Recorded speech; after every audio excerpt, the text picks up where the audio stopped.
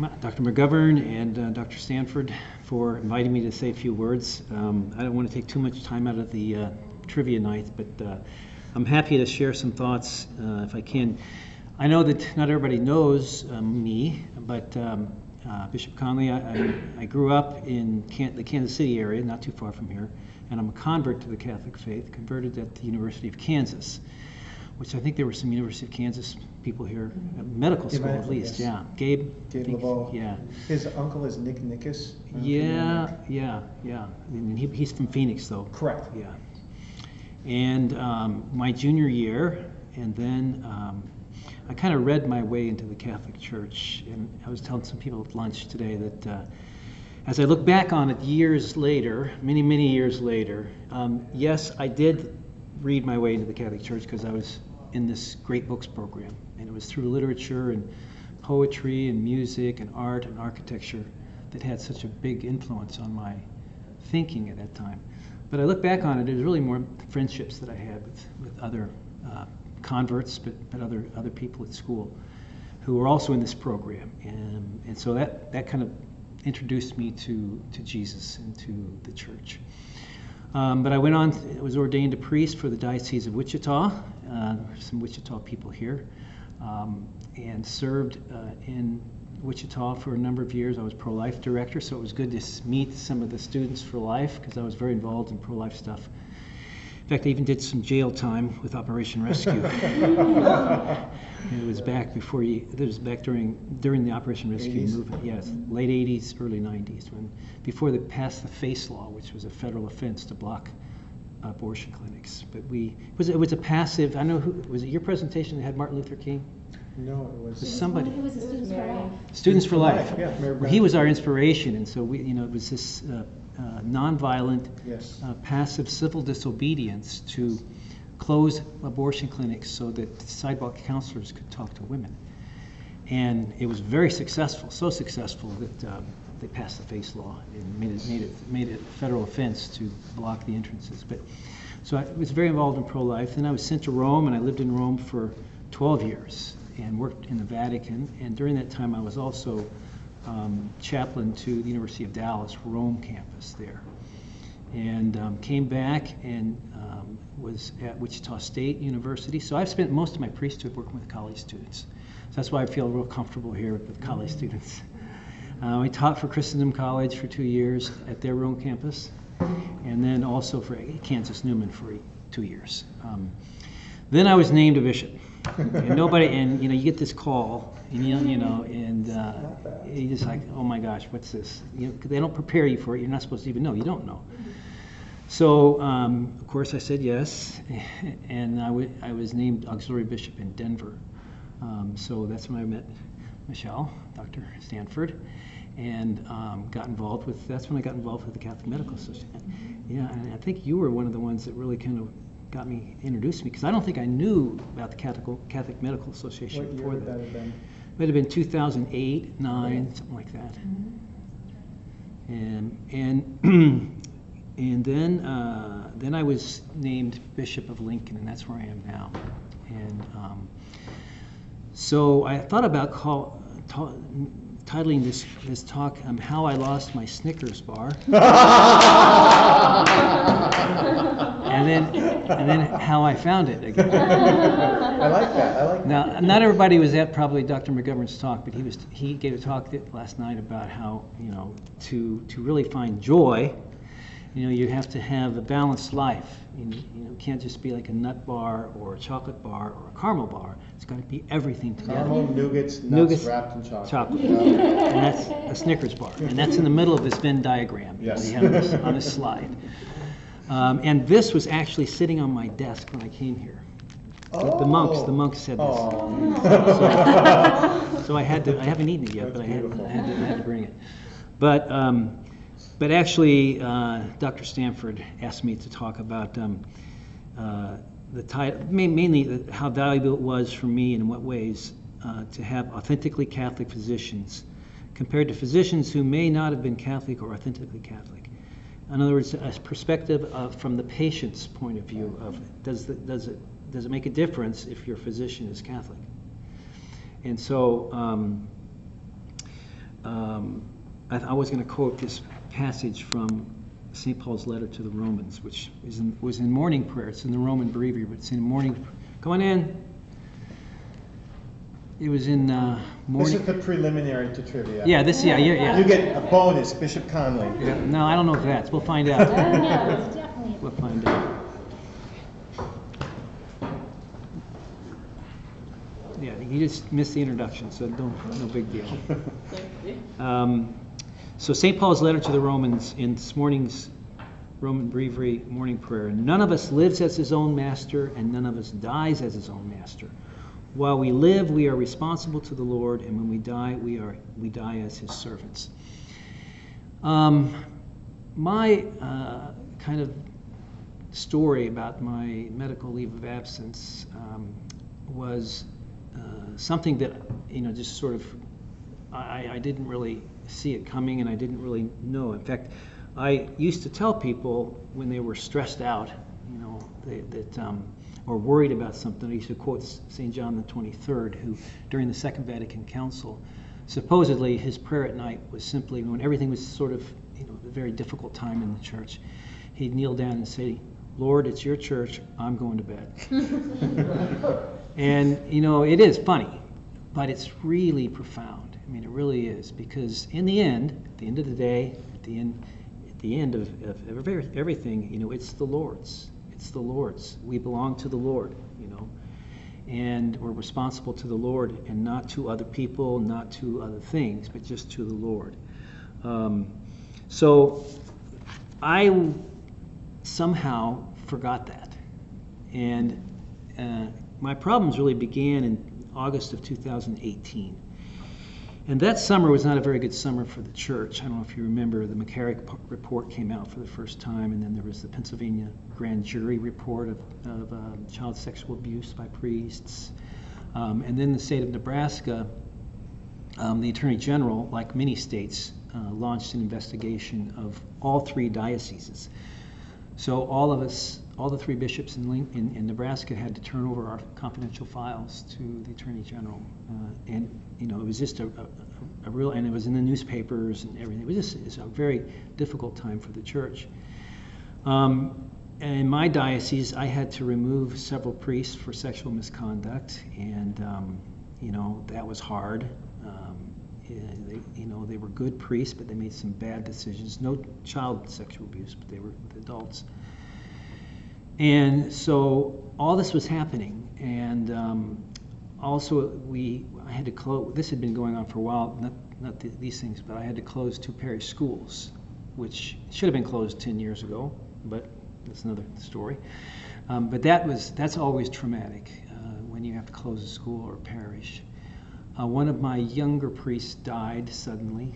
So all these things sort of piled up, and I was at night thinking about them and trying to find solutions for these problems and trying to figure out what I was going to do, and just thinking, I'm the bishop, I have to be able to solve these problems. I have to find answers to these problems. And so I began not sleeping.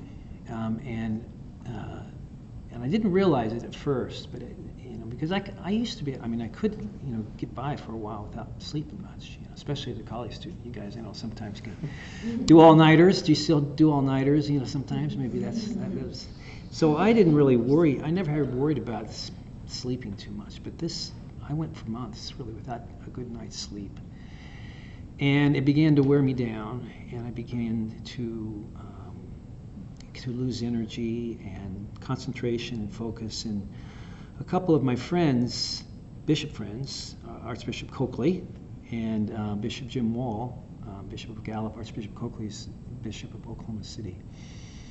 In fact, he and I grew up together. We were on the same baseball team in the 7th grade, and my dad was the coach. And he was also in this humanities program. He was already a Catholic, but he was in this humanities program. Abby was in my parish when I was in Wichita, and so she knows Archbishop Coakley well. And it's funny because Jack's dad, who's now a physician, when I was at Wichita State University, used to study for the MCATs at the Newman Center because it was quiet. And I just met Jack this yesterday, you know. And so they said you should go find out, you know, what's going on, because you're not doing too well, you know. And so I went to the Mayo Clinic because I have a couple of friends that live up in Rochester, and with the Catholic Medical Association. So I went up and stayed with them and got this full physical. And there's nobody does it better than the Mayo Clinic. I mean, you go in there for 2 days and they go like from top to bottom, from soup to nuts, as they say.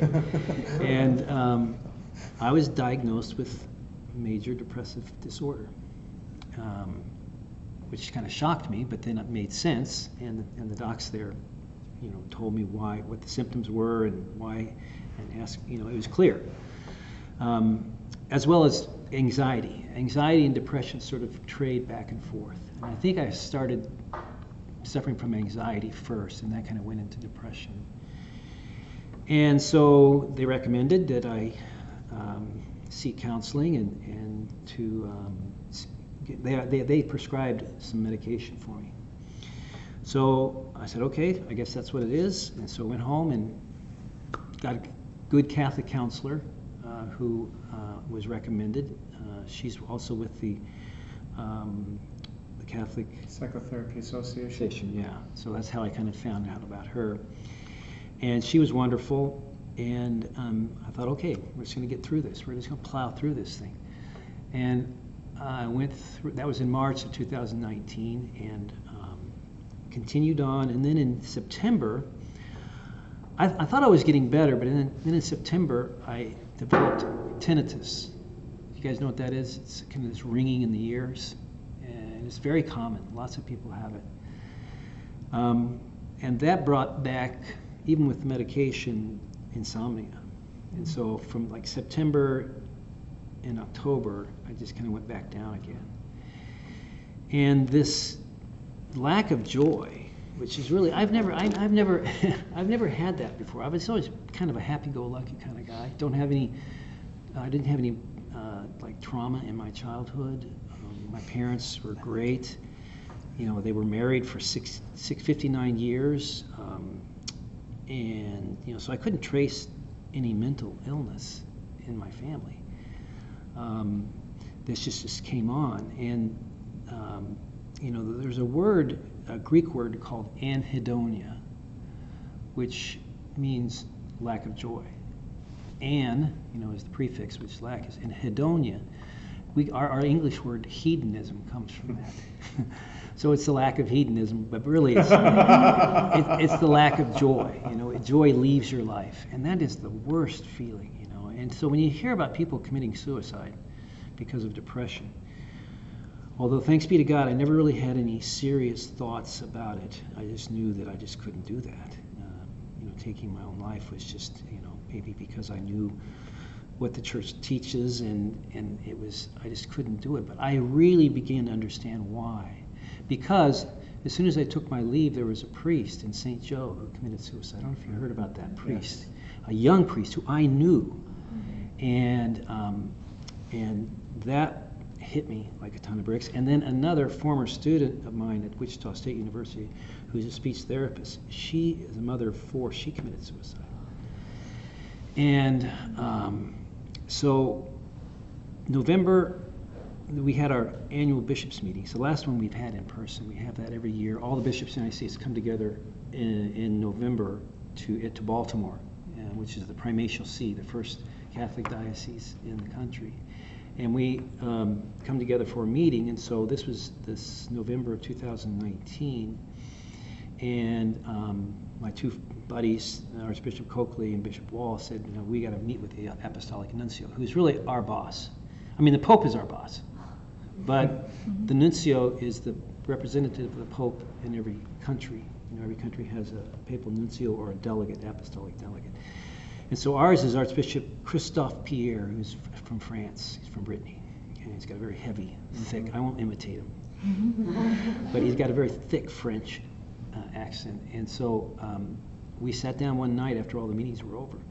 And Bishop Olmsted joined us because he was my bishop in Wichita, as you remember, Abby.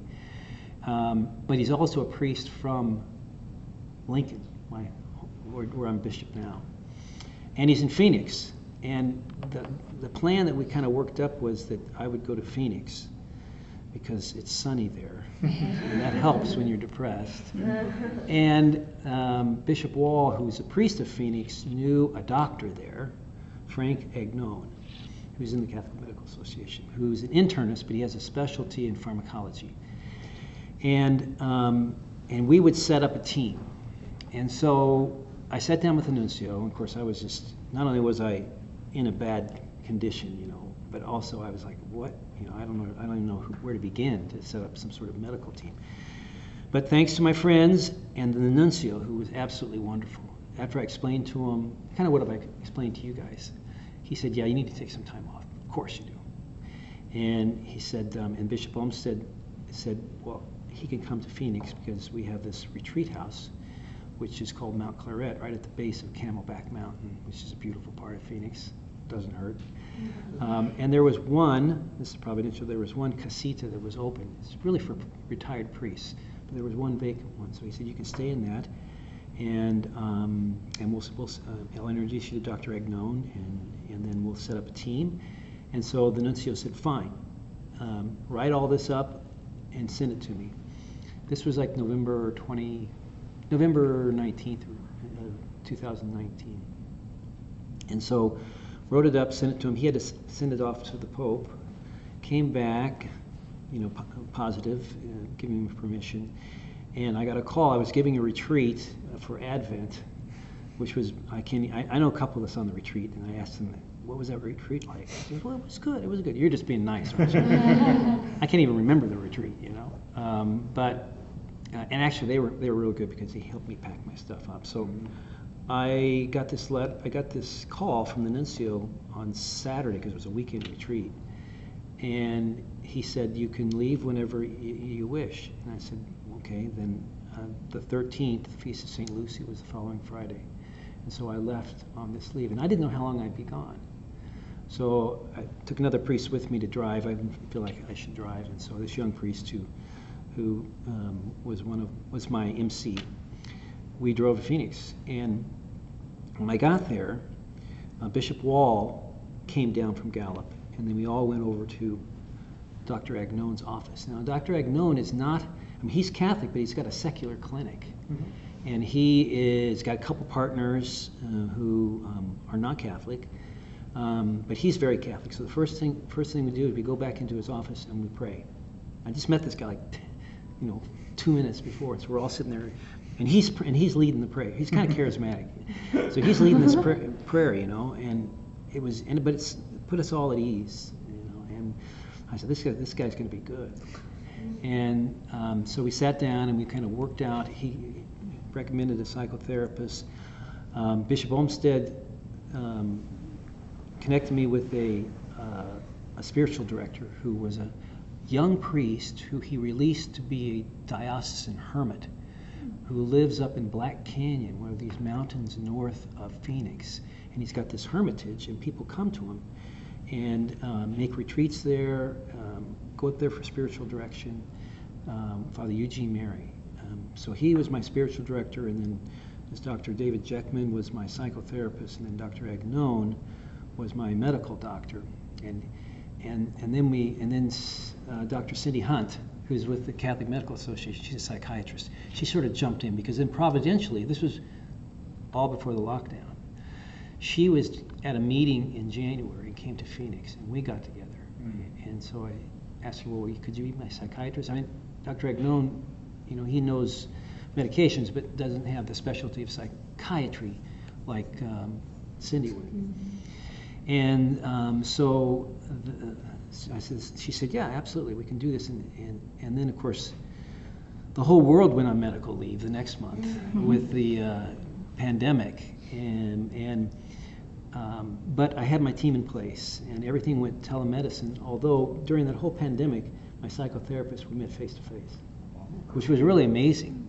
He said he was great. He was in kind of a secular office. He had his own office, and he had an office in Phoenix and one up in Flagstaff, so he'd go back and forth to those two places. So that's when I began. And the other element that was very important, again, Catholic, was a family that I had known from my days as chaplain at the University of Dallas in Rome. They were both students. And they ended up getting married, Luke and Ellie Spire, and then they came back to Rome, and they were Rome assistants. So they lived with the students and were chaperones like for 2 years. So I became real close with that family. They had their first child, Lily, who now is a freshman at Christendom. So that was 18 years ago. And they had their first child there in Rome, and I baptized her up at Castel Gandolfo, which is where the papal palace is, the summer palace of the Pope.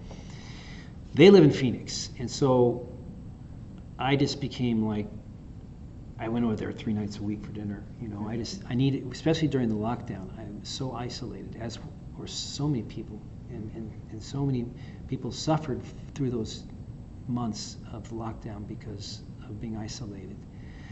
So that was another part of my therapeutic team, which really I didn't think of, but they were great because they had 5 kids, and you know, they're all 18 and under.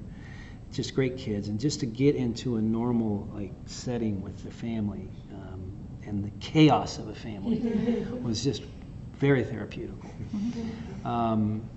And so I spent basically 6 months in Phoenix, and I didn't even know. I kind of thought I'd be back by Easter, but the nuncio was saying, "Don't come back until you're well," and he just sort of gave me this open-ended thing, which was great. But I kept thinking, I got to get back, but I really wasn't ready to come back. But the beauty of having all of these Catholic professionals to work with, especially as a bishop, was huge, because they understood my life, at least as much as a Catholic can understand the life of a bishop. I mean, they knew who a bishop was. Didn't have to explain that. But also they had the same Christian anthropology. You know, they had the same faith. They had the same appreciation for the spiritual life and prayer. Because, you know, prayer and psychological health are 2 different things, but they can be complementary, because, you know, prayer can help, but grace builds on nature. So if the nature is suffering, the body's suffering, the body has to be healed before the grace can really take effect. And so they understood all of those things. So it was a great blessing to be able to have a part of my team, all of my team, you know, people who were of the faith and had the faith. And so then I had this wedding, which Abby will remember. Her sister got married. Oh, your cousin, that's right. Your cousin, yeah, that's right, your cousin, that's right, the Vanderpools. I think of you, and I think of Claire and your mom as one person, but they are. They basically are. They basically are. So her cousin was getting married on the 28th of June, something like that. So that was sort of a target for me to come back, you know. And I was feeling well enough at that point where I really needed to make a move to come back. I wasn't ready to go back to my diocese, and as it turned out, I didn't go back till November 13th. But I needed to come back, and plus it was getting over 110 and rising in Phoenix. It was just getting too hot there. And so I came back, the wedding, and then I had ended up having another wedding who was in Wichita? Yeah, Pat. Oh, Paul. Paul. Mm-hmm. So another family from that was my parish. And so this is good. I have another parish because Paul, this is a little side story. Paul had scheduled his wedding 3 times because every time, you know, COVID, yeah, you know, and finally he comes at Grace's wedding. He comes to me at the reception. He says, "Bishop, we got to get married." I said, "Would you? We put this off too much. You know, they were first supposed to get married in April, and yeah, then they were supposed to get married kind of at the beginning of COVID. Yeah, and it got pushed back. Kept pushed back and pushed. And so I asked Father Hyman, when's the church open? He said, "Well, let's see, a week from Saturday it's open." And I said, "Okay, let's do it." And so, a week from Saturday, I had another wedding. And those were great. I mean, those were just great because it kind of reminded me of my priesthood, which in a way I had kind of put my priesthood on the shelf while I was going through this period of time.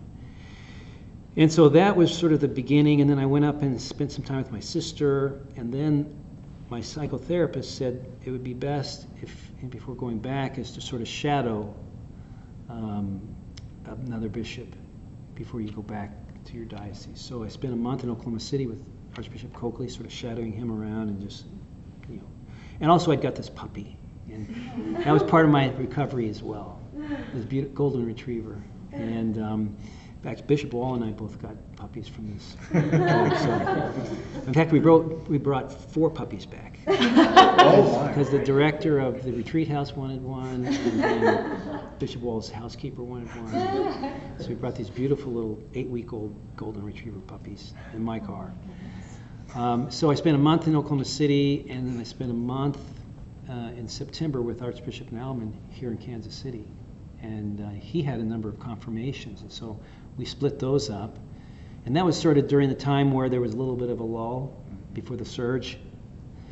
And then after I finished that month in Kansas City, I was ready to come back. And so I wrote to the nuncio. Well, it took like weeks to hear back from Rome.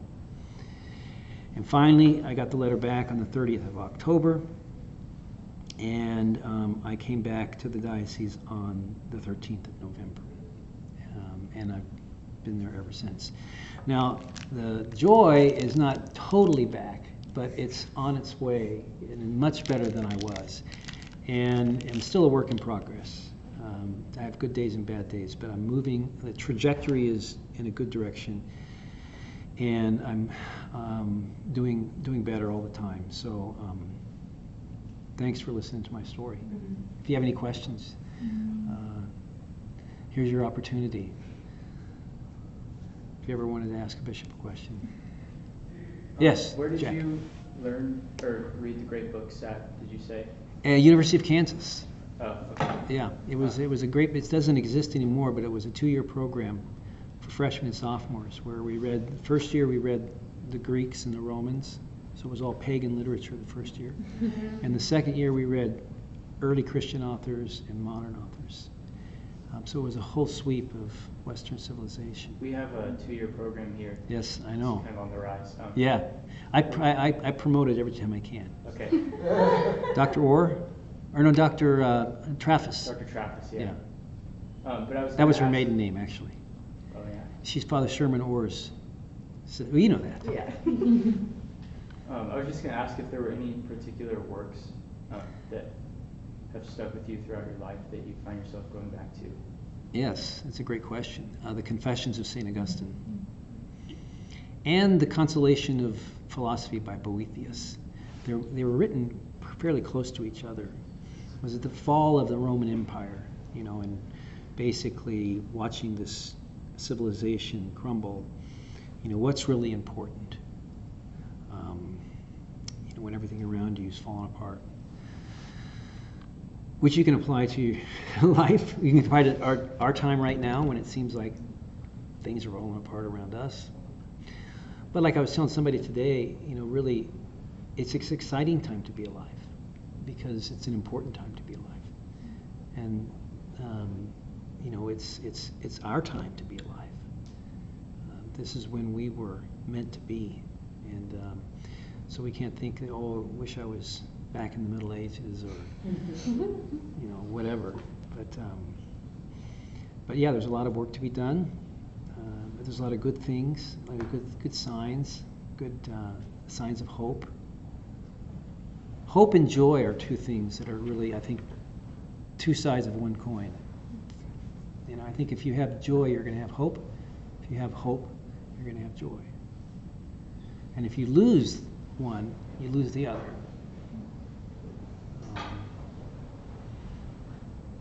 I think I took joy for granted because I always had it. I'm not going to take it for granted anymore.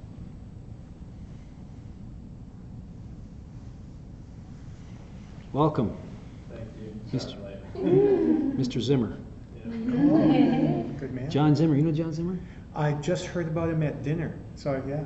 So Okay. he's some some Catholic, alt Catholic group. Yeah. And his uncle is Peter Zimmer, who's a surgeon in Colorado Springs with the Ah. CMA. So. I didn't know. I don't know if I've met Peter. Mhm.